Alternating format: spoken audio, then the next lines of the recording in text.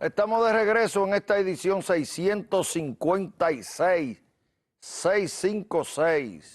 edición 656 de Repasando, de este domingo 5 de mayo 2024. Esta noche, 10 de la noche, por aquí por Teleuniverso, Canal 29, y Luna TV, Canal 53, Mirador Electoral, no se lo pierdan, David Durán, Marcos Martínez. Este domingo no hay invitados a la entrevista, nosotros a fondo, con temas que solo nosotros nos atrevemos a tratarlo. Miren una cosa, aquí le va un titular que no lo van a encontrar en periódicos, ni digitales, ni siquiera en el Centinela Digital de Juan Bonilla lo van a encontrar. Un accidente a una empleada de Santiago Oeste. Para los que no lo saben, Santiago Oeste es el distrito municipal que corresponde al municipio de Santiago, de lo que antes era el barrio de Cienfuegos, que fue convertido en distrito municipal. Máximo Castro Silverio fue el autor principal de esa pieza legislativa. Pues una empleada del distrito de Santiago Oeste de Cienfuegos fue atropellada por un vehículo y se debate en este momento, entre la vida y la muerte. Está en una situación muy precaria y muy difícil su situación, producto de ese accidente. Lamentable, muy lamentable. Pero ustedes saben qué, resultó que cuando llevaron a esa joven a un centro médico, no quisieron atenderla y hubo problemas. Porque resulta y viene a ser que el alcalde de Cienfuegos, un tal Eddie Báez, recién reelecto, no paga la TCS. No paga la TCS. La TCS es lo que pagan en la Tesorería de la Seguridad Social. TCS, Tesorería de la Seguridad Social. Que tiene añales ahí dirigiéndolo un amigo mío, se llama Henry Sadalat, Junior Sadalat, santiaguero, ido para la capital hace mucho. Representa el sector empresarial ahí. Y resulta que si usted es patrono, como son los ayuntamientos, administrado y dirigido por el alcalde, en los distritos director, pero ellos es director que se llaman los distritos, alcalde, síndico, pues está bien, no hay problema. Los empleados del ayuntamiento hay que descontarle lo de la TCS, más lo que pone el ayuntamiento, entonces eso se paga a la seguridad social. Producto de ese pago a la TCS es que los empleados tienen un seguro entonces, en este caso de Senasa. Pues resulta que ese de Cienfuegos, que está recientemente reelecto, porque Luis lo cogió y lo arrastró Luis. Una alcaldía, un desastre esa alcaldía. Yo no me sorprendo de que no pague TCS, yo no me sorprendo, porque se maneja ese distrito de Cienfuegos como si fuera una pulpería. Es lo que es prestamista, es lo que es un garrotero, lo que es Eddie Baez. Un garrotero es lo que es. Lo que se tiene que declaró 300, 400 millones, qué sé yo, cuántos solares de a millón declaró. Ese es lo que ha hecho es presionando y sacándole intereses y con una jugadita que hacía, no sé si lo sigue haciendo, y era que evadía los pagos para poder aplicar a las viviendas que ponían en garantía quedarse con ella. Ese que está ahí. Ahora, aquí cabe una máxima que dice, los pueblos tienen los gobiernos que se merecen. Cojan Cienfuegos ahí con Eddie Baez. Ustedes votan por eso. Dice un amigo mío, no diga eso, Marco, que votan. Ese compró los votos y caro que lo compró. Pero está reelecto como quiera que sea. Y entonces los pueblos tienen los gobiernos que se merecen. Entonces coge ahí Cienfuegos. Eso es lo que tú querías, seguir con ese síndico que maneja ese distrito como una pulpería, como maneja la empresa que tiene de préstamo. Eso. Tuvo al morir, las lesiones son muy graves y pueden morir. Pero tuvo al morir pues no la querían recibir, pues no tenía seguro, porque no paga la TCS. No paga la TCS. Sin embargo, se lo rebaja a los empleados. Ese afable, ese líder, ese Peña Gómez de Cienfuegos, que se llama Eddie Baez. Ahí está la situación. Bueno, entonces, ese no está en los periódicos. Ese no está en los periódicos. Vámonos con el dato, señor director, vámonos con el dato. Ahí está el dato, repasando el dato. ¿Quién era el presidente de Estados Unidos cuando se produjo la segunda intervención norteamericana del 28 de abril de 1965 a República Dominicana? ¿Quién era el presidente? El que la ordenó. El que la ordenó. Hoy 5 de mayo en Ciudad Nueva era cañonazo limpio. Un grupito de valientes constitucionalistas resistiendo heroicamente contra 82,000 soldados norteamericanos y no pudieron aniquilarlo. Dice algunos, no quisieron. No. ¿Cómo? Hubo intento. Entonces, ¿quién era el presidente en ese momento? Era Lyndon B. Johnson, era el presidente. ¿Quién era Lyndon B. Johnson? Ese era el vicepresidente de Kennedy. Ese era el presidente de John Kennedy, que lo asesinaron en Dallas y entonces él era el vicepresidente. En el avión que transportaba el cadáver de Dallas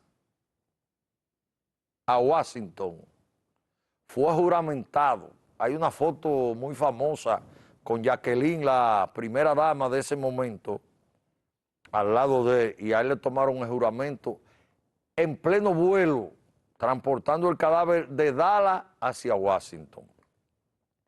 Y entonces yo debo decir lo siguiente, una figura que tiene que ser repudiada por los dominicanos, una figura desagradable para los dominicanos, como en mi caso, pero el análisis y la información no puede ser distorsionada en beneficio de sus sentimientos. Ese es uno de los presidentes, Lyndon B. Johnson. Lo primero es que antes de llegar a vicepresidente y a presidente, tuvo todos los cargos de elección popular, todos los cargos, representante, senador. Fue líder de la mayoría en el gobierno de Eisenhower, que fue el gobierno que antecedió al de Kennedy y al de él. Ese. En el gobierno que más avanzaron los derechos civiles en Estados Unidos fue en el gobierno de ese señor. Usted revisa las leyes, protección a los ancianos, Medicaid para los pobres, casa a bajo costo para los afroamericanos. Usted revisa las leyes que impulsó Lyndon B. Johnson y no hay otro presidente que haya impulsado más leyes de los derechos civiles. En el gobierno de Lyndon B. Johnson fue que se estableció el voto de los prietos, de los afroamericanos en Estados Unidos, y le dejo ahí para que usted revise. Ahora, yo como dominicano no quiero saber de esa figura, la repudio. Dio ahí unos argumentos que nunca se comprobaron e invadió por segunda vez. Si esa invasión de los norteamericanos en 1965, 28 de abril de 1900, no se hubiese producido, quizá esta nación tuviera 100 años de adelanto. Fuéramos muy lejos.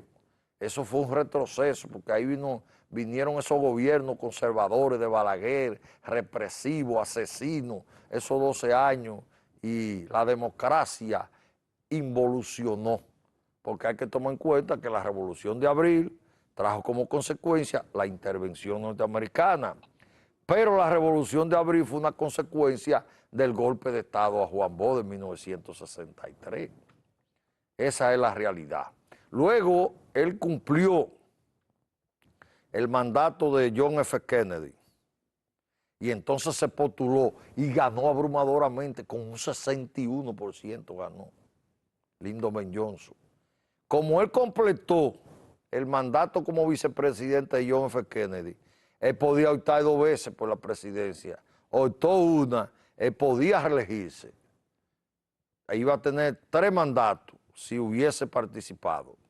El completivo de Kennedy, el que él ganó y el siguiente, y fue a la contienda, se lanzó en la búsqueda de la candidatura, pero ahí vinieron entonces las protestas por Vietnam, porque donde se deterioró el gobierno de Lyndon B. Johnson, Marcos, si él fue un presidente de tantas leyes de desarrollo, protección social, derechos civiles, la guerra de Vietnam, fue el que más soldados llevó para Vietnam y fue el que modificó las leyes de reclutamiento para que la juventud bajó la edad para mandarlo para allá.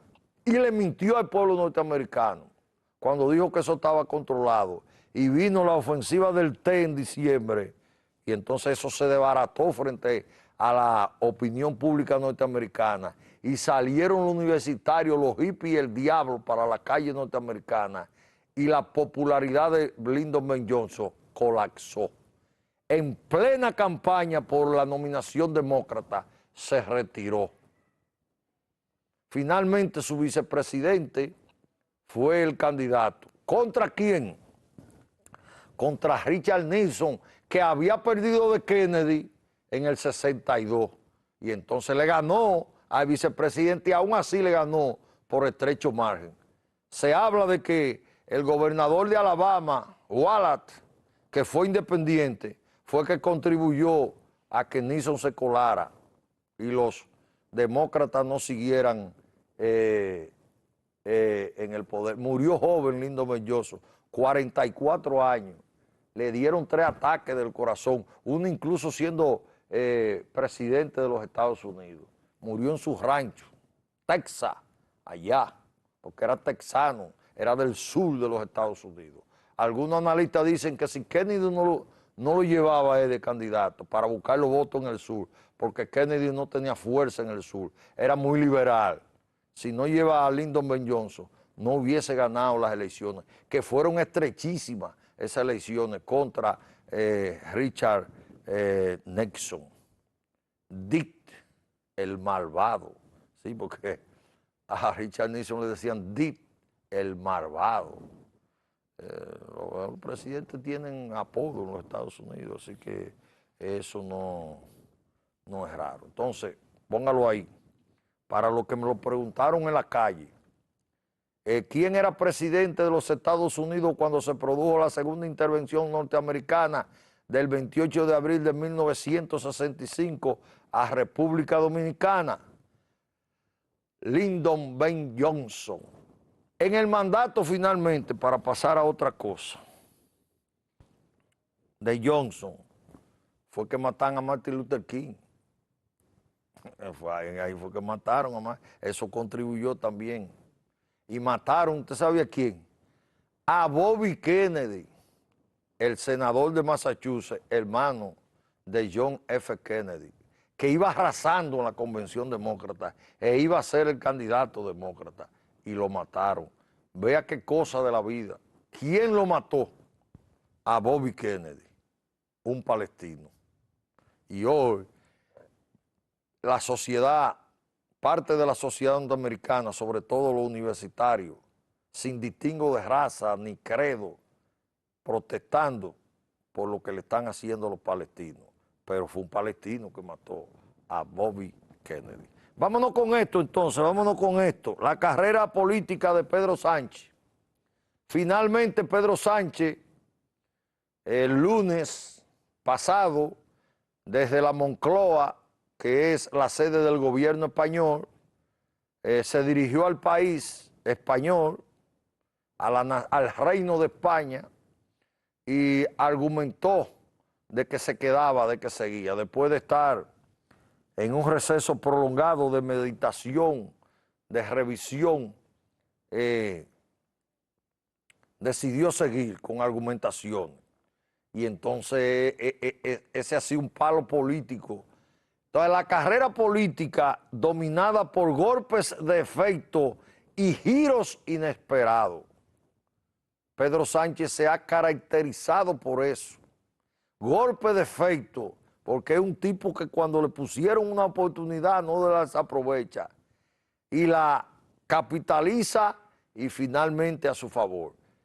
Esa acción de él ha traído como consecuencia que el candidato del Partido Socialista Catalán, un exministro de Salud Pública, está encima. Y en el proceso de meditación y la crisis que creó Pedro Sánchez, ¿usted sabe cuánto aumentó? 4 diputados más aumentó. No hay duda de que va a quedar en primer lugar. Ahora, eso no quiere decir que va a gobernar, porque los partidos independentistas, Esquerra Republicana, Juntos por Cataluña y la CUP, como se llama, entre los tres hacen mayoría. Entonces, eso está por verse en Cataluña. Pero no hay duda de que Pedro Sánchez es un tipo que aprovecha las crisis, que aprovecha las coyunturas políticas, que cuando usted viene a ver le da un giro. Le voy a citar un caso. Cuando fueron las elecciones municipales, que el Partido Socialista fue derrotado miserablemente, ¿qué hizo Pedro al otro día, Pedro Sánchez? Que disolvió la Cámara de Diputados, las Cortes la disolvió, porque en España al Congreso le dicen las Cortes, y entonces hay una Cámara de Senadores que es un tanto simbólica y de diputados. Quien tiene el peso político decisivo es los diputados, no los senadores. Incluso los senadores no son electos directamente en España, sino que por la cantidad de votos que usted saque por región, le asignan senadores y usted los nombra. O sea, no tiene peso. Pero las Cortes son la Cámara de Diputados y la de Senadores. Disolvió las Cortes y llamó a elecciones anticipadas. Y el resultado, aunque quedó en segundo lugar, fue muy beneficioso para el Partido Socialista, a tal punto que Núñez Fijoy no pudo formar gobierno, el del Partido Popular, le tocó a Pedro y a retazo constituyó gobierno y siguió en la Moncloa. Así que ahí está, Pedro Sánchez. Esto se había quedado en varios programas, creo 2 o 3, porque la producción lo colocaba un poco atrás, venía el tiempo y se quedaba. Esto, miren, tírelo, vean. Eso era antes de la toma de posesión de Ulises Rodríguez y los regidores del PRM. Porque 15 o 20 días antes de la toma de posesión, si no me equivoco, los regidores del PRM se reunieron y eligieron su candidato a presidente, que recayó en Cholo de Olio, y su vicepresidente y su vocero.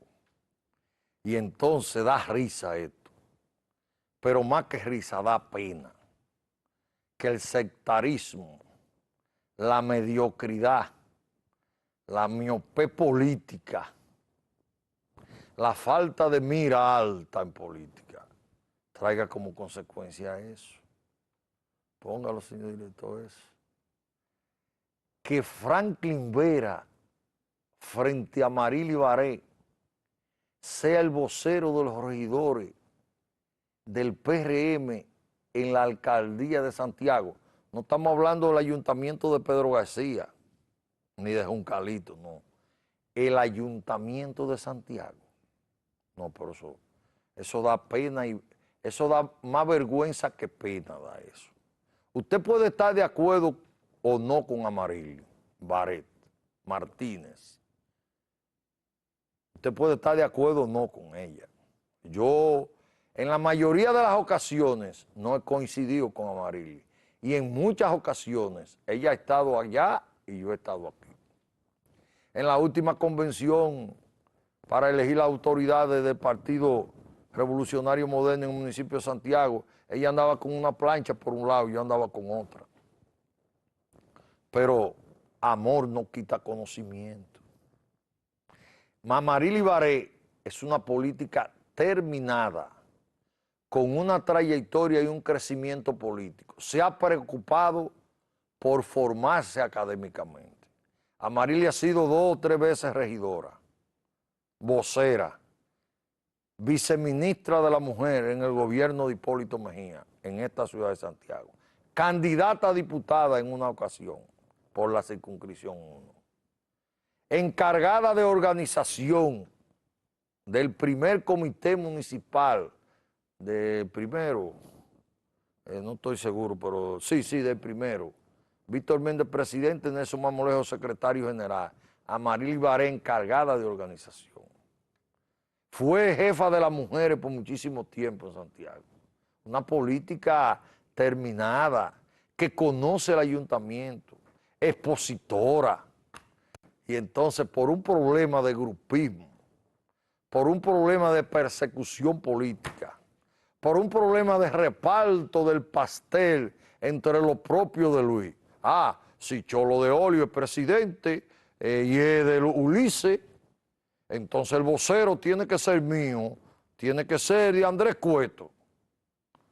Pero esas no son las fuerzas que gravitan en el PRM. En el PRM las fuerzas que gravitan es la de Luis y la de Hipólito. No, está ahí esa fuerza de Hipólito, minoritaria, muy minoritaria, pero está ahí, esa fuerza está ahí. Cuando a esa fuerza le toquen el pito y le toquen el fuerte, ustedes verán que se reagrupa, y yo no voy a estar en ese reagrupamiento, dicho sea de paso, para que no digan, que Marco de Hipólito, no. Yo soy amigo transado, yo soy un amigo incondicional de Hipólito Mejía, mas yo no participo en esquemas, si es que lo tiene, que lo desconozco, político de Hipólito Mejía. Y mi afecto, mi cariño, mi solidaridad con Hipólito es intransferible a persona alguna, incluida quien pudiera ser familiar de Hipólito. Para que no digan eso es Marco, que de Hipólito. No. Pueden decir lo que le dé la gana. ¿Entiendes? Ahora Marily sí es de Hipólito. Entonces no hay equilibrio. En ese partido no hay equilibrio. Desde que Luis no aspire más, yo le voy a contar un cuento en cuántos pedazos se va a dividir ese partido internamente, no necesariamente para afuera. Es quien lo cohesiona es Luis, porque Luis está en una situación que nadie se atreve a estar de disidente, porque su liderazgo, su aceptación electoral es tan grande, es tan universal, que hace así y te rompe a ti. Pero es la única manera que un Eddie Baez en Cienfuegos gana y Luis se lo echó al hombro. Y ahora, Aquí hay senadores que no le ganan a Chochueca, no me refiero a Santiago, a otras latitudes provinciales. Pero es a Luis que hay que ganarle, porque Luis se lo ha echado arriba a todo. Prendan la radio y la televisión para que ustedes vean quién es que le está haciendo campaña como un agitador, como un locutor, como un activista a los senadores. Luis. ¿Quién es que está presentando las bondades de Daniel Rivera, de Gran Santo Domingo, de fulanito allí, de fulanito aquí? Luis. Luis. Entonces van a ganar con Luis. Ahora, cuando esa magia no esté, porque llegará el momento que no va a estar, ¿qué va a pasar? ¿Qué va a pasar? Entonces, póngamelo ahí, señor director. Es una barbaridad. Es una falta elemental y una demostración de que en ese partido los que dirigen ahora mismo no tienen equidad. No en las instituciones públicas que ellos controlan, que se la han cogido para ellos, para sus familiares, para sus amigos, para sus mujeres, para sus novios. No. En todas las latitudes, porque, oye, eso llora ante la presencia de Dios, que ese mafiosito de Franklin Vera, que no tiene capacidad política ni para morirse. Yo voy a ir a una sesión, nada más para verlo a él como vocero, y reírme allá, frente a una tipa como Amarili. Porque Amarili no la controla nadie, que Amarili de Hipólito, que Hipólito un Hipólito. Amarili es PRMista. Y como vocera lo que va a ayudar, o iba a ayudar a Ulises, pero prefieren un inepto, un incapaz, un tipo que no tiene cómo demostrar de dónde saca tanto dinero para ser regidor, de que más votado, por eso no lo conoce, ni Chochueca lo conoce. Usted sale por los barrios de la circunscripción 1 y le pregunta quién es ese señor y no lo conocen. Es voto comprado y caro, con un dineral que no tiene cómo explicarlo. Un vivito, mafiosito. Y ese es el que le ponen a Amarili Baré. Con ese que quitan a Amarili Baré. Pero a final de cuentas, ¿qué? Amarili, no te preocupes. ¿Qué es ellos que se lo están perdiendo? Tener un vocero.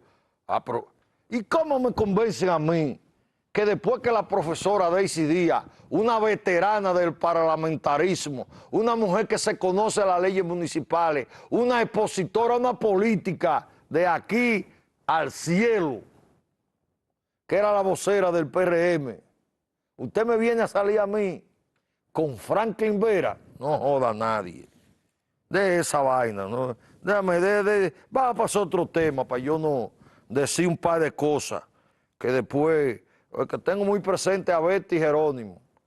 Di cosas agradables, pues si después tienes que tragártelas. Pero en el caso de ese vagabundito, Franklin Vera, diga lo que usted quiera, que esos son hipolitistas, que Marco defiende. Sí, es verdad. Yo soy de la casa de Tulia Martínez, la mamá de Amarili. Es verdad. Yo voy ahí y doy orden en esa casa y me quieren. Y esa vieja cuando reza todos los días me tiene presente a mí, es verdad. Ahora lo que yo estoy diciendo por eso, es mentira lo que yo estoy diciendo políticamente. Vamos a la pausa porque no quiero refrescarme y venir en otro tono, porque esas son de las cosas que me sacan de casilla a mí. Esa inequidad, esa barbaridad, esa brutalidad, esa condescendencia, ese atropello. Vamos a la pausa. Repasando